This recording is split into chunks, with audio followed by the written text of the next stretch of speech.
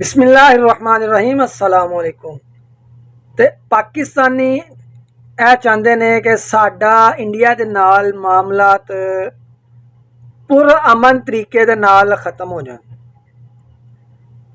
مذاکرات دے ذریعے کشمیر دا معاملہ، پانی دا معاملہ تے نال دہشت گردی دا جڑا معاملہ ہے یا تجارت دا معاملہ ہے، پاکستانی کہندے نے کہ اگر بیٹھ کے مذاکرات کے ذریعے حل ہون، لیکن ہندوتوا دا جڑا ذہن ہے، دماغ ہے، وہ اس چیز دی اجازت شاید نہیں دیندا۔ امن دی اجازت اونا دا ذہن شاید نہیں دیندا، تے شاید پنڈ دا چودھری یہ سوچدا ہے کہ میں پنڈ دا چودھری ہاں اپنے ذہن دے وچ، تے میں جڑی اپنی رائے نو نا میں دب کے رکھاں گا، لیکن اس مجبور آیا دے وچوں نا کئی واری پھر انج ہو جاندا ہے کہ انہاں دے وچوں ایک بہت بندہ اٹھدا ہے جڑا چھوٹا ہوندا ہے پر ماڑا نہیں ہوندا، وہ پھر چودھری نو اینے کو تھپڑ ماردا ہے نا کہ چودھری نو اپنے دہلیز دے اوتے بلا لیندا کہ ایتھے بیٹھ تے میرے نال صلح کر۔ اے پاکستان تے انڈیا دی گل ہو رہی ہے مطلب۔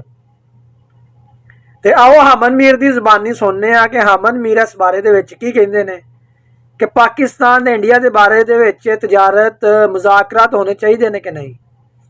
اگر تانوں ویڈیو اچھی لگے تے ویڈیو نو لائک کمنٹ تے شیئر لازمی کریا جے، آنے والی ویڈیو نا واسطے انتظار کریا جے تے آؤ تانوں ویڈیو کھانے ہیں۔ اچھا حامد میر صاحب ہمارے ساتھ ہیں، بہت سی باتیں کرنی ہے۔ میر صاحب کیا حال ہے آپ کا؟ اچھا میر صاحب، اب پاکستان مذاکرات کی ٹیبل تک جانا چاہتا ہے جہاں کشمیر اور پانی اور دیگر مسائل پہ بھی بات ہو اور تجارت بھی ظاہر ڈسکس ہو۔ انڈیا والے شاید کیا لگ ہی رہا ہے کہ نہیں مانیں گے۔ اب حقیقت بھی یہی ہے کہ بھارتی حکومت بیک فٹ پر ہے، سخت پریشر میں بھی ہے۔ کیا امید رکھی جا سکتی ہے کہ اس دفعہ وہ مذاکرات کے لیے آئیں گے یا مودی کے ہوتے ہوئے چانسز کمی ہیں؟ دیکھیے، جو آپ نے سوال کیا نا، اس سوال میں آپ کی اور میری اور پاکستانیوں کی ایک اکثریت جو ہے ان کے جذبات کی ترجمانی بھی ہے کہ ہم پاکستانی مذاکرات کے ذریعے تمام مسائل حل کرنا چاہتے ہیں۔ لیکن اگر میں ایک جرنلسٹ کی حیثیت سے، اگر میں ہسٹری کے ایک اسٹوڈنٹ کی حیثیت سے تاریخ پہ نگاہ ڈالتا ہوں تو جو ٹریک ریکارڈ نظر آتا ہے مجھے مختلف انڈین گورنمنٹس کا، وہ یہ نظر آتا ہے کہ یہ جب ٹربل میں ہوتے ہیں نا، جب یہ پھنستے ہیں، جب ان کو شکست اپنے سامنے ڈانس کرتی ہوئی نظر آتی ہے تو یہ فوراً سیز فائر پہ راضی ہو جاتے ہیں، یہ مذاکرات راضی ہو جاتے ہیں۔ لیکن اس کے بعد پھر یہ جو ہے وہ مذاکرات کو آپ کے خلاف ایک ڈیلنگ ٹیکٹک کے طور پہ استعمال کرتے ہیں۔ یہ اب میں شروع سے نہیں مثالیں نہیں دینا چاہتا، آپ کو ٹائم نہیں میں آپ کا ضائع کرنا چاہتا۔ یہ 1948 سے ایسا ہی کر رہے ہیں، اور میں آپ کو بتاؤں کہ یہ جو امریکن پریزیڈنٹ ڈونلڈ ٹرمپ نے آپ کو جو میڈیشن کی آفر کیا نا، یہ پاکستان کے 68 ایئرز اولڈ سٹانس کی وکٹری ہے۔ 1957 میں فرسٹ ٹائم پاکستان کے پرائم منسٹر حسین شہید سہروردی صاحب امریکہ گئے، امریکن پریزیڈنٹ آئزن ہاور سے میٹنگ کی اور ان کو کنونس کیا کہ آپ کشمیر پر پاکستان اور انڈیا کے درمیان میڈیشن کروائیں، یا پھر آپ یونائٹڈ نیشنز میں جو ریزولوشن ہے کشمیر کی آپ ان کو امپلیمنٹ کروائیں۔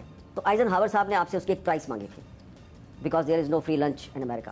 آئزن ہاور صاحب نے کہا کہ آپ کے پشاور کے قریب ایک ایئر بیس ہے، اس کو کہتے ہیں بڑا بیر ایئر بیس، وہ ایئر بیس ہمیں چاہیے کیونکہ ہم نے سوویت یونین کی جاسوسی کرنی ہے۔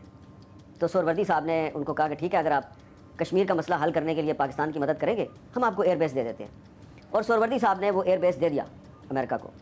لیکن اس کے بعد کیا ہوا کہ پھر امریکہ نے ایئر بیس لے کے سوویت یونین کی جاسوسی تو شروع کر دی، لیکن کشمیر پر ہمارا زیادہ ساتھ نہیں دیا۔ 1962 میں جب چائنا کی اور انڈیا کی لڑائی ہوئی تو چائنا نے پاکستان سے کہا کہ بھائی وہ انڈیا کی ساری فوج جو ہے وہ کشمیر کے بارڈر سے ہٹ کے ہمارے بارڈر پہ آ گئی ہے، نو آپ کے لیے صرف فری واک ہے، آپ نے بس جیپوں میں بیٹھ کے، ٹرکوں میں بیٹھ کے سری نگر جانا ہے اور جا کے آپ نے وہاں پہ پاکستان کا جھنڈا لگانا ہے۔ تو امریکہ بیچ میں آ گیا اور امریکہ نے اس وقت کے پریزیڈنٹ ایوب خان سے کہا کہ آپ چائنا اور انڈیا کی لڑائی میں پارٹی نہ بنیں اور خاموش بیٹھیں، ہم مسئلہ کشمیر حل کروائیں گے۔ ایک دفعہ پھر امریکہ نے وعدہ کیا، لیکن مسئلہ حل نہیں ہوا۔ پھر 1965 میں ہماری لڑائی ہو گئی، پھر 1971 میں ہماری لڑائی ہو گئی۔ اس وقت نکسن صاحب نے کوشش کی اندرا گاندھی کے ساتھ معاملہ طے کروانے کی پاکستان کی، اندرا گاندھی نہیں مانی۔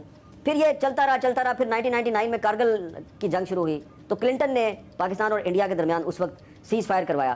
پھر یہ 6 سال پہلے 2019 میں جب ابھینندن صاحب کو ہم نے گرفتار کیا تو اگین ٹرمپ صاحب امریکہ کے صدر تھے، وہ بیچ میں پڑے، ابھینندن کو واپس کروایا، لیکن انڈیا نے آپ کے ساتھ مذاکرات شروع نہیں کیے۔ میں نے آپ کو مثالیں دی ہیں باقاعدہ۔ 1962 جو ہے وہ ایک اس میں پاکستان نے نیوٹرل رول ادا کر کے ایک احسان کیا انڈیا پہ، احسان کیا इंडिया ने एहसान फरामोशी की। उसके बाद 2019 में आपका पायलट जो है वापस करके आप पे फिर एक एहसान किया, आपने फिर एहसान फरामोशी की, मुज़ाकरात शुरू नहीं किए। अब हमने फिर एक दफ़ा फिर सीज़ फायर जो किया है, तो ये ट्रम्प साहब ने मोदी को फेस सेविंग दी है।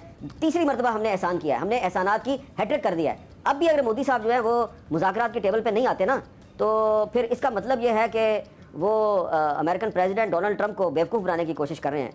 तो डोनाल्ड ट्रंप साहब जो है वो इतनी ह्यूमिलेशन बर्दाश्त करेंगे, ये सोचने की बात है। और हम इंतज़ार करते हैं कि डोनाल्ड ट्रंप साहब जो है वो कब पाकिस्तान और इंडिया के मीनिंगफुल मुज़ाकरात शुरू करवाते हैं। इंतजार हम सबको ही है, लेकिन बहुत ज़्यादा इंतजार नहीं होगा इंडिया को, जिस तरफ वो जाना चाह रहे हैं डोनाल्ड ट्रंप साहब। और खासतौर पे जिस तरफ चाह रहे हैं, चले उसी की बात कर लेते हैं, क्योंकि एक तरफ इंडिया के साथ ये हो रहा है और दूसरी जानिब इजराइल को भी एक बहुत बड़ा धचका लगा है। और वो अपने ही ऑब्वियसली महल्ले के चौधरी तो बनना चाहते थे, लेकिन ट्रंप का दौरा सऊदी अरब जो है ये बताने के लिए काफ़ी है कि अमेरिका इस इलाके की बड़ी पावर किसको देख रहा है। और वो इसके बाद दोहा भी जाएंगे और ममालिक भी जाएंगे। इजराइल नहीं गए हैं और ना जाने का इरादा है। इजराइल को ये पैगाम ही हो गया ना, तो क्या मशरक़ वस्ता में भी बैलेंस ऑफ पावर बहाल होता आप देख रहे हैं अमीर साहब? देखिए, जो ट्रंप साहब है ना इस वक्त, वो ये समझते हैं कि इजरायली प्राइम मिनिस्टर नेतन्याहू ने उनको ह्यूमिलेट किया है। ट्रंप साहब ने एक ऐसी पोजीशन ली जो कि हमारे ख्याल में प्रो इजराइल पोजीशन थी, हमने उनको क्रिटिसाइज़ किया। लेकिन नेतन्याहू जो हैं उन्होंने ट्रंप साहब की तरफ से जो सीज़ फायर की अपीलें थी उनको नहीं सुना और उन्होंने बमबारी जारी रखी, बेगुनाह फ़लस्तीनी औरतों बच्चों का कत्लेआम जारी रखा। तो जो ट्रंप साहब जो है गज़ा में कत्लेआम नहीं रुकवा सके, तो ये वो समझते हैं कि उनकी एक बहुत बड़ी नाकामी है। फिर उनकी एक दूसरी नाकामी आई यूक्रेन में। ट्रंप साहब का ख्याल था कि वो प्रेसिडेंट बनने के बाद यूक्रेन में सीज़ फायर करवा देंगे, तो यूक्रेनियन प्रेसिडेंट जो है वही उनकी बात नहीं सुन रहा था। तो अब ये ट्रंप साहब को तीसरा मौका मिला है कि इंडिया और पाकिस्तान की जो कश्मीर में लड़ाई है, तो इसको रुकवा कर उन्होंने कोशिश ये की है कि पाकिस्तान और इंडिया के दरमियान मेडिएशन करवाएं और मसला कश्मीर हल करें। और वो बार बार कश्मीर का जिक्र कर रहे हैं और इसमें उनकी सऊदी अरब ने काफ़ी मदद की है। तो अब ट्रंप साहब सऊदी अरब गए हैं, तो वहाँ पे बहुत से मामलों पे बात होगी, इस मामले पे भी बात होगी, कश्मीर के मामले पे भी बात होगी। तो ये एक गोल्डन अपॉर्चुनिटी है अमेरिकन प्रेसिडेंट डोनाल्ड ट्रंप के लिए कि अगर वो किसी तरीके से मसला कश्मीर हल करवा देते हैं, तो मैं तो ये मुतालबा करूँगा कि उनको नोबेल पीस प्राइज़ दिया जाए, क्योंकि ये तो एक ऐसा मामला है, कश्मीर का मसला जो है उसकी वजह से साउथ एशिया जो है वो एक न्यूक्लियर फ्लैश पॉइंट बना हुआ है कई साल से। एक चंद दिन पहले इंडिया और पाकिस्तान एक एटमी जंग के करीब थे, लेकिन ट्रंप साहब ने एटमी जंग रुकवाई। तो अब अगर वो मसला कश्मीर भी हल करवा देते हैं, तो ये इस पूरे रीजन की कामयाबी नहीं होगी, ये पूरी इंटरनेशनल कम्युनिटी की कामयाबी होगी, क्योंकि यहाँ पर साउथ एशिया में अमेरिका का भी इंटरेस्ट है और चाइना का भी इंटरेस्ट है, यूरोप का भी इंटरेस्ट है, हमारा भी इंटरेस्ट है, आपका भी इंटरेस्ट है, इंडिया का भी इंटरेस्ट है। तो हम में से कोई भी लड़ाई नहीं चाहता। तो अगर डोनाल्ड ट्रंप कश्मीर का मसला हल करवा देते हैं, तो यकीनन वो नोबेल पीस प्राइज़ के हकदार ठहरेंगे। लेकिन हम तो चाहते हैं कि कश्मीर का मसला हल हो और डोनाल्ड ट्रंप को नोबेल पीस प्राइज़ मिल जाए। क्या नरेंद्र मोदी और बीजेपी ऐसा चाहती है? इस सवाल का जवाब तो नरेंद्र मोदी का आने वाले चंद दिनों का जो रवैया है वही इसका जवाब देगा। उम्मीद है कि डोनाल्ड ट्रंप साहब जो है इस अपॉर्चुनिटी को अपने हाथ से नहीं जाने देंगे और नोबेल पीस प्राइज़ का चांस लग रहा है, ले लेना चाहिए उनको।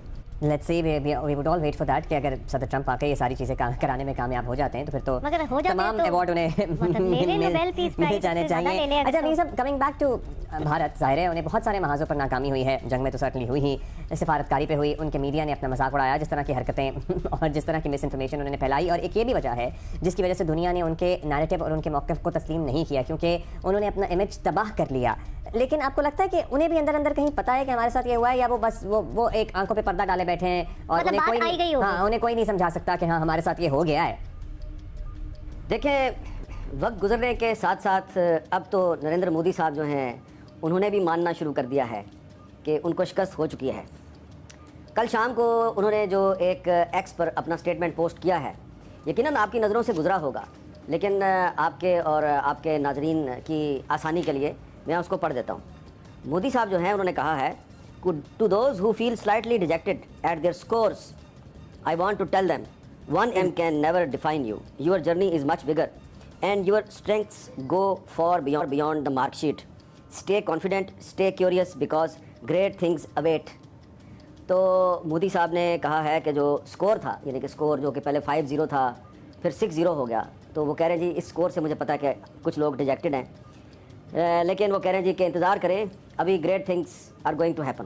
तो ये एक तरह से एतराफ़ शिकस्त भी है, लेकिन साथ ही साथ वो once again trying to fool his own public, अपने लोगों को बेवकूफ़ बनाने की कोशिश कर रहे हैं। اور یہ شو کر رہے ہیں کہ شاید یہ کوئی انڈیا اور پاکستان کی جنگ نہیں تھی, یہ کوئی ایئر فورس کی لڑائی نہیں تھی, یہ کوئی ہماری جو گراؤنڈ فورسز ہیں ان کی لڑائی نہیں تھی, شاید یہ کوئی باکسنگ میچ تھا جس کا ایک راؤنڈ جو ہے وہ پاکستان جیت گیا تو اب اگلا راؤنڈ ہم جیتیں گے.